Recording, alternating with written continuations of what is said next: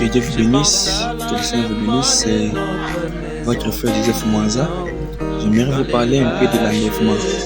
Pensez un peu à l'enlèvement, mes frères et sœurs. Avant de commencer, nous allons lire la parole de Dieu dans le livre de Luc, au chapitre 17, les versets 30 en descendant. Luc dit: il en sera de même les jours où le Fils de l'homme paraîtra. En ces jours-là, que celui qui sera sur les toits et qui aura ses effets dans la maison ne descende pas pour les prendre, et que celui qui sera dans les champs ne retourne pas non plus en arrière.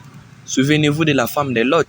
Celui qui cherchera à sauver sa vie la perdra, et celui qui la perdra la retrouvera. Je vous l'ai dit, en cette nuit-là, de deux personnes qui seront dans un même lit, l'une sera prise et l'autre laissée.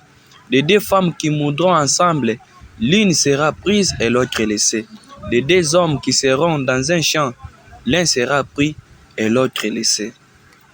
Frères et sœurs, par la lecture de cette portion de la parole de Dieu, nous voulons penser un peu à l'enlèvement. Pensons que l'enlèvement se passe pendant que vous êtes dans l'avion et que les pilotes soient enlevés. Vous restez seul. Quelle sera alors la suite? Devinez seulement la suite. Pensez quand l'enlèvement aura lieu, que vous soyez dans une voiture et que le chauffeur, le conducteur là, soit aussi enlevé. Il y aura un accident. Ceux qui seront dans l'avion, il y aura un crash. Pensez que vous soyez dans un bateau. On enlève le capitaine. Il y aura toujours une catastrophe. Voilà pourquoi nous disons, cherchez Christ maintenant même. Pendant que vous vivez, croyez en Jésus-Christ. Cherchez Christ pendant que vous êtes en vie. C'est ça les moments. C'est ça les temps. De les chercher et de croire en lui fermement. Sinon, ça sera grave.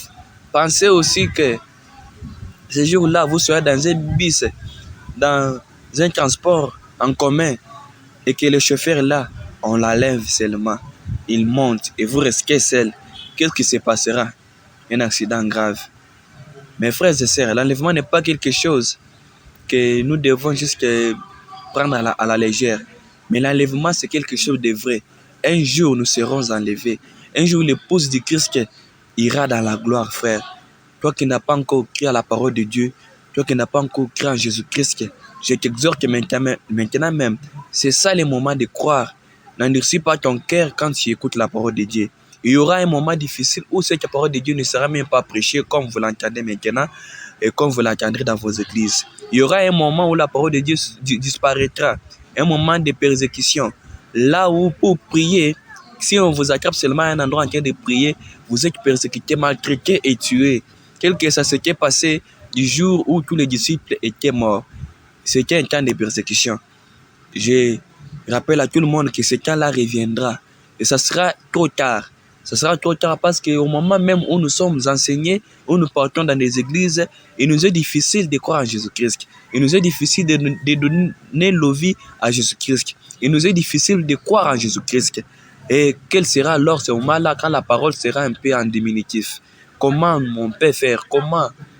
Car aujourd'hui où la parole est en abondance, où nous trouvons les temps d'aller à l'église, de voir ces hommes de Dieu transpirer même, de voir ces hommes de Dieu qui dérangent leur voix juste pour toi et pour moi. Et nous ne vivons pas la parole de Dieu. Frères et sœurs, les temps n'est plus. La Bible dit, rachetez les temps car les jours sont mauvais. Maintenant même croire en Jésus-Christ car dans peu de temps, ça va s'arrêter. Ceci peut être la dernière exhortation que tu puisses écouter pour ce moment même. Ça peut être ta dernière exhortation pour les jours de ta vie sur la terre. Et toi qui m'écoutes en ce moment, crois en Jésus-Christ. Dans quelques temps, il va revenir. Bientôt, Jésus-Christ va revenir. Toutes les prophéties promises sont en train de s'accomplir. Viens en Jésus-Christ maintenant même, crois en lui, car il viendra un moment où il n'y aura même pas cette parole de Dieu prêchée du haut de la chair. Toutes les églises seront fermées. Et lorsqu'on entendra que les gens prient là-bas, vous serez persécutés et maltraités. Frères et sœurs, ceci n'est pas un message de blague, mais je vous le dis maintenant même. Croyez en Jésus-Christ, croyez en Dieu, croyez en Jésus-Christ, croyez en la parole de Dieu, croyez au serviteur de Dieu, vous serez dans la joie, frère. La joie que vous avez maintenant même est éphémère. Il y aura une joie éternelle que Dieu nous a promis. C'est Dieu qui t'a créé. Tu n'es pas en vie par ta force, frère. Tant que tu marches là, il y a quelqu'un qui t'a donné ce souffle de vie-là. C'est Jésus-Christ. Si tu ne crois pas, tu peux montrer qui t'a donné la vie que tu as maintenant. Tu peux me donner seulement qui t'a donné cette vie-là, si ce n'est Jésus-Christ lui-même. Croyant en Jésus-Christ, qui croyant en Dieu, lui-même sera là pour te sauver, sera là pour prendre soin de toi. Je lance ce message à tout le monde. C'est un message qui vous rappelle toujours à l'enlèvement. Croyant en Jésus-Christ, frères et sœurs, car le temps n'est plus. Je vous dis shalom dans le nom de Jésus-Christ. Que Dieu vous bénisse richement.